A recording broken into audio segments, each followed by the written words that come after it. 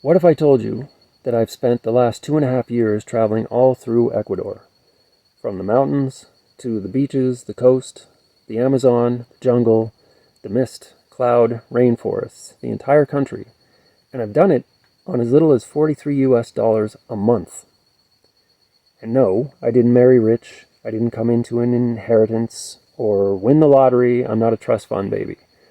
What I did was discover something called Workaway, and that has changed the way that I travel forever. Hola y bienvenidos amigos. Hello and welcome friends. Steve here, Street Smart Travel.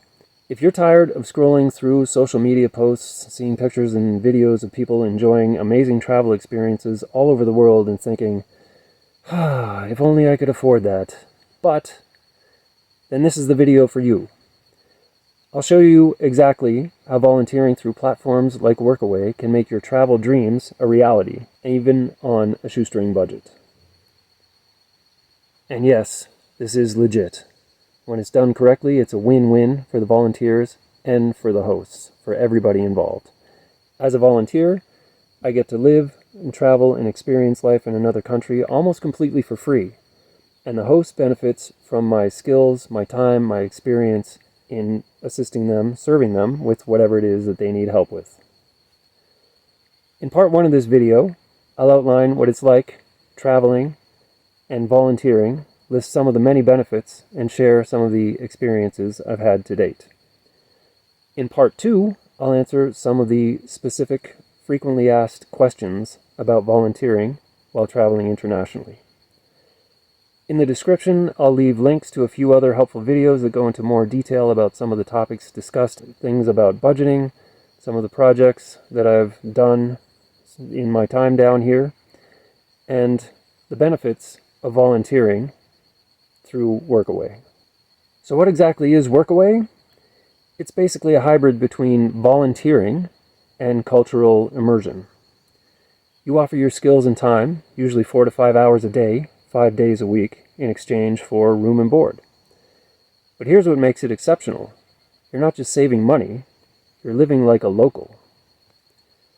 I volunteered on farms down here, coffee farms, organic farms.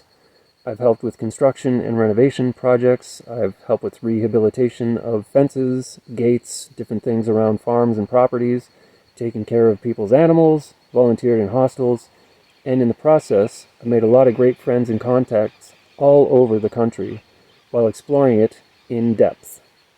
The beauty is that there are over 300 active listings on Workaway right now just for Ecuador.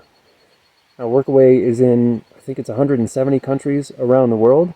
I'm focusing on Ecuador because I'm applying for residency right now and I need to have a substantial physical presence in the country to pull that off.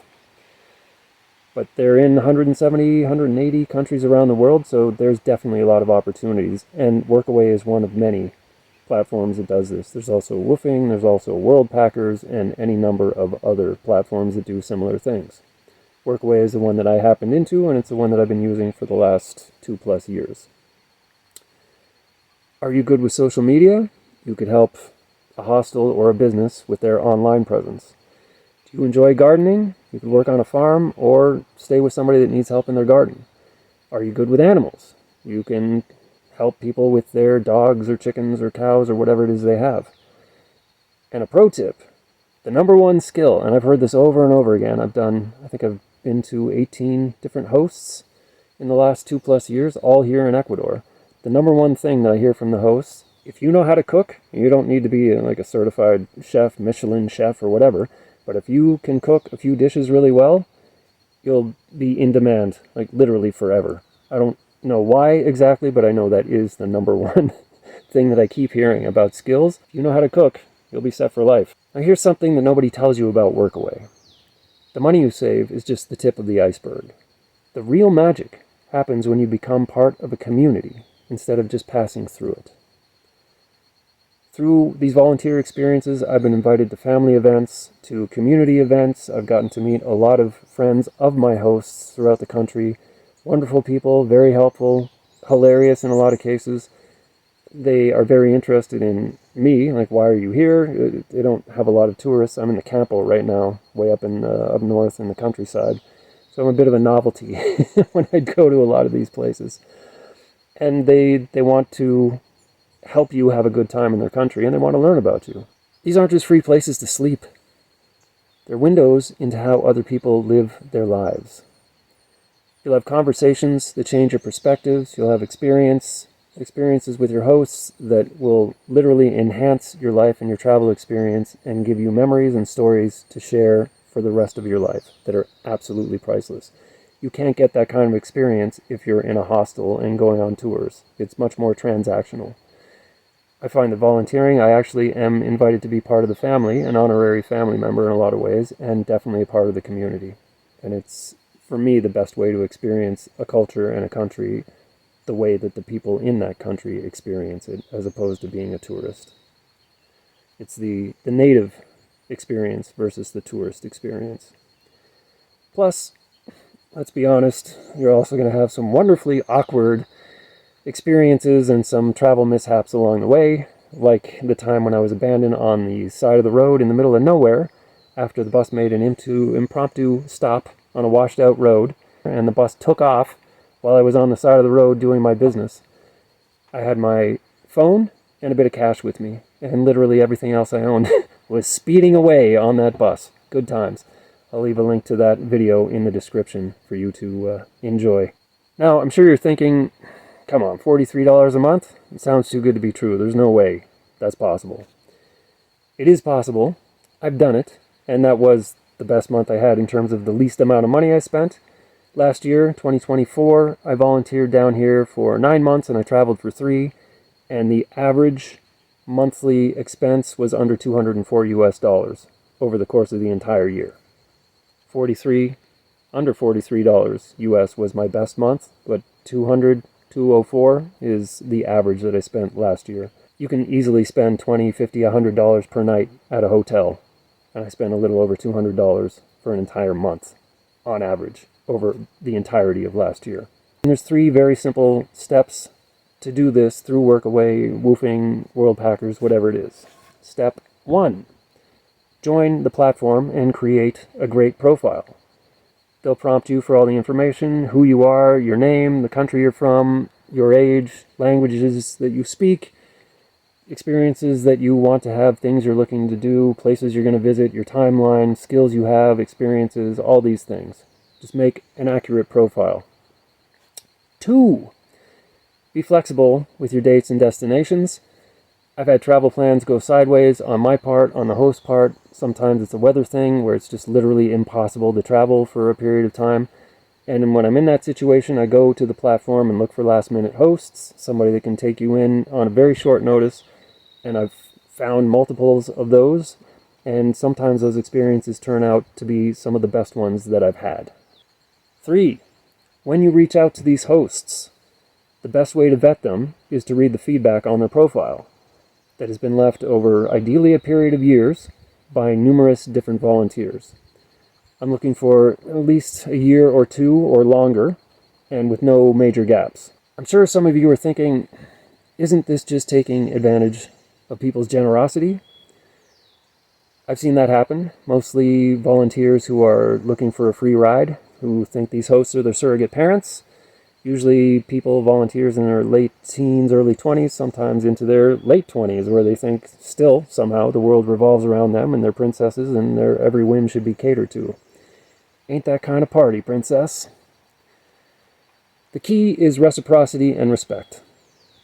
It's really that simple. You're not a guest. You're a temporary and honorary family member or community member. Show up on time, work hard, contribute to the community and the family beyond what's expected. It doesn't have to be in huge ways. Maybe take their dogs for a walk. Maybe teach the kids some English. Whatever it happens to be. Just do little extras for them. They will do extras for you. It all comes back. When it's done right, it's a genuine exchange where everybody benefits. The best experiences happen when both sides are genuinely invested in the exchange. So if you're ready to trade expensive hotels and resorts for authentic experiences and tourist traps for real connections, maybe it's time to give one of these platforms a try. Start small, maybe something close to your home, like Workaway is in 170 countries. If there's something close to you, start off with that. Volunteer over a weekend to see if you like it. And if you do, then build from there. Think, hey, wait, I could actually travel further afield. I could travel internationally. Maybe I have enough money to do a trip. If I have to pay for hotels and food and everything else out of pocket, I have enough money to travel for 2 weeks. But if I volunteer, maybe I could travel for 2 months or longer.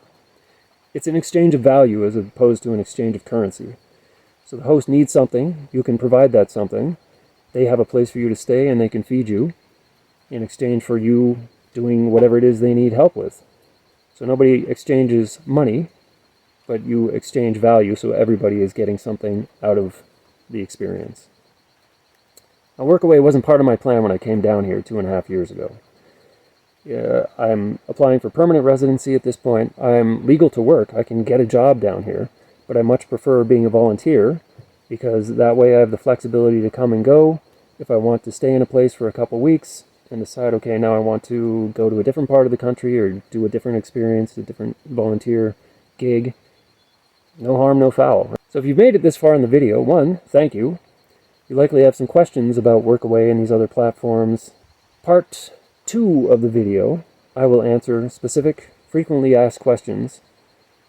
And if I haven't answered your question in that, then please drop a question in the comments. Happy to answer any and all questions that I can and share experiences and insights that will help you to be able to do what I've been able to do so far in over 2 years of volunteering in Ecuador across the entire country, doing multiple different things with 18 different hosts and counting.